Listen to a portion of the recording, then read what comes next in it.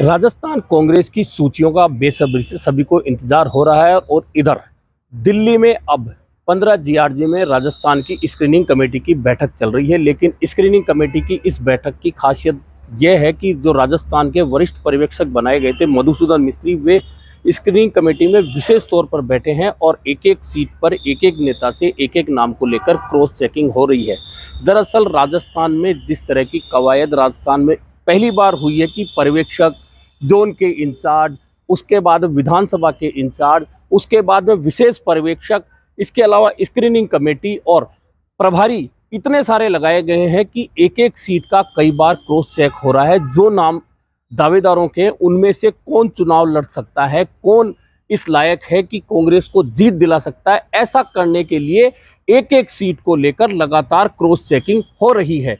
ऐसे में राजस्थान में बहुत जल्दी स्क्रीनिंग का काम पूरा हो जाएगा, यह संभव नजर नहीं आता। दरअसल राजस्थान को लेकर कांग्रेस की एक समस्या यह है कि इस समय राजस्थान में कांग्रेस की सरकार चल रही है और एक तरफ कांग्रेस में जितने शामिल मंत्री हैं और विधायक हैं, उनको लेकर जो फीडबैक दिल्ली को मिला है, उस फीडबैक में अधिकांश लोग हारते हुए नजर आ रहे हैं या कमजोर नजर आ रहे हैं। लेकिन समस्या यह भी है कि यदि उनके टिकट काटे जाते हैं तो उनके स्थान पर मजबूत विकल्प कौन हो सकता है, इसे लेकर ज्यादा कवायद हो रही है। कांग्रेस की एक समस्या यह भी है कि कांग्रेस हमेशा से जिन जातियों को जिस सीट पर टिकट देती आई है, अब अचानक उन्हें बदल दे तो हो सकता है कि वह जाति कांग्रेस के खिलाफ बागी होकर खड़ी हो जाए।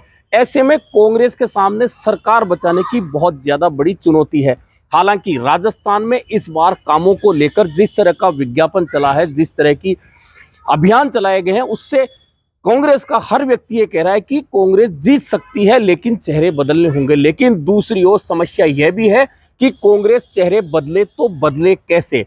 अब यदि 100 चेहरे बदलने हो, लेकिन उन 100 चेहरों में यदि मंत्री विधायकों को हटाकर नए चेहरों को लाया जाता है और वो विधायक और मंत्री इस सरकार में इतने मजबूत हो चुके हैं कि मंडल से लेकर प्रदेश तक उनके बिना कोई पत्ता नहीं हिला है। ऐसे में यदि उनके टिकट काटे जाते हैं तो निश्चित माना जा रहा है कि वे बड़ी बगावत करवा सकते हैं। वैसे भी जिस तरह से भाजपा की 41 लोगों की सूची के बाद में हर सीट पर बगावत मची हुई है, उससे कांग्रेस पहले ही सावधान होती नजर आ रही है।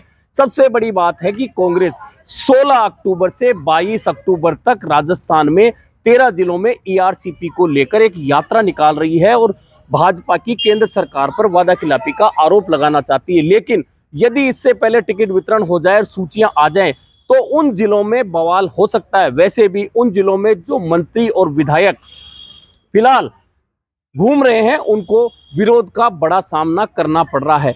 ऐसे में कांग्रेस सरकार बचाने के लिए किस हद तक कितने लोगों के टिकट काट सकती है, यह सबसे महत्वपूर्ण होगा।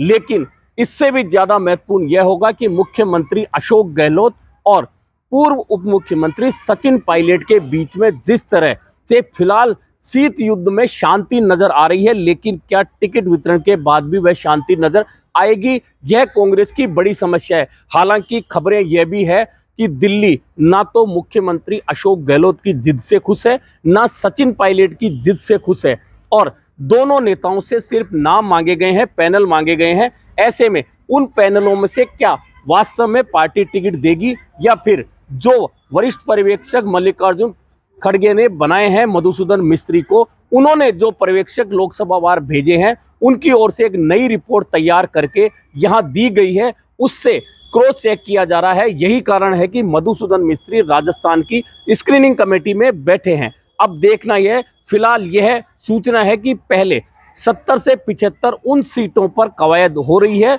जहां पार्टी बेहद कमजोर नजर आ रही है।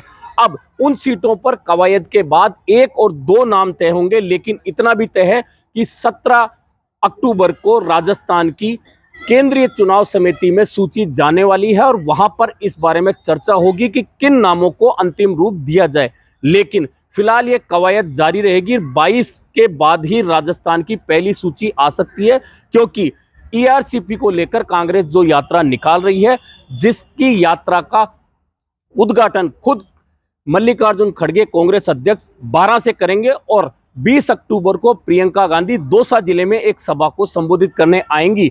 ऐसे में पार्टी बिल्कुल नहीं चाहती कि उससे पहले सूचियां जारी हो और विरोध के सर खड़े हों, बागी लोग खड़े हों और उसका असर उस यात्रा पर पड़े। ऐसे में दिल्ली में 15 जीआरजी पर स्क्रीनिंग कमेटी की जो बैठक चल रही है वह बैठक काफी लंबी चल चुकी है और अभी चल रही है। उस बैठक के बाद में क्या निकल कर आता है और कांग्रेस किस तरह से उम्मीदवारों का चयन करती है, यह देखना काफी महत्वपूर्ण होगा। हालांकि कांग्रेस के लिए उम्मीदवारों का चयन करना बहुत आसान काम नहीं है, क्योंकि ऊपर में जितनी खेमेबाजी है उससे ज्यादा कहीं नीचे देखने को मिल रही है। यही कारण है कि छत्तीसगढ़ की स्क्रीनिंग कमेटी और केंद्रीय चुनाव समिति की बैठक हो चुकी है, मध्य प्रदेश की भी बैठक हो चुकी है, लेकिन नामों का सामने नहीं आना यह बता रहा है कि कांग्रेस फूंक फूंक कर कदम उठा रही है। ऐसे में राजस्थान की जो संभावनाएं कांग्रेस को लग रही है, उन संभावनाओं को बचाने के लिए फिलहाल फूंक फूंक कर कदम रखने के साथ ही एक एक नाम, एक एक सीट पर एक एक बार नहीं कई बार कवायद हो रही है।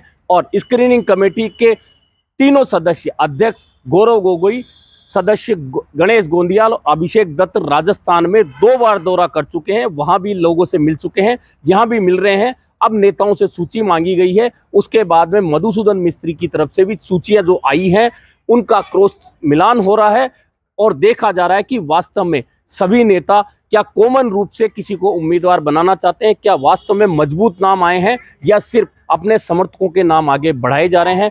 ऐसे में राजस्थान की यह कवायद अभी लंबी चलेगी, क्योंकि राजस्थान में नामांकन का काम 30 अक्टूबर से शुरू होगा और 6 नवंबर तक चलेगा। ऐसे में उम्मीद की जा रही है कि सूचियों का काम 22 तारीख के बाद शुरू होगा और 30 तक लगभग सारी सूचियां सामने आ जाएंगी। हो सकता है कि ज्यादा विवाद वाली सूचियां 5 या 6 नवंबर तक भी सामने आए। ऐसे में फिलहाल लंबी कवायद चलनी है। वहीं कांग्रेस के दावेदार जयपुर से लेकर अब दिल्ली की ओर कूच कर चुके हैं। देखना यह है कि कितने लोग इसमें सफल होते हैं और कांग्रेस कैसे बीजेपी के अलावा जिस तरह का बवाल बीजेपी में हो रहा है उससे बचकर किस तरह से अपनी सूचियां जारी करती है, उम्मीदवारों के नाम तय करती है।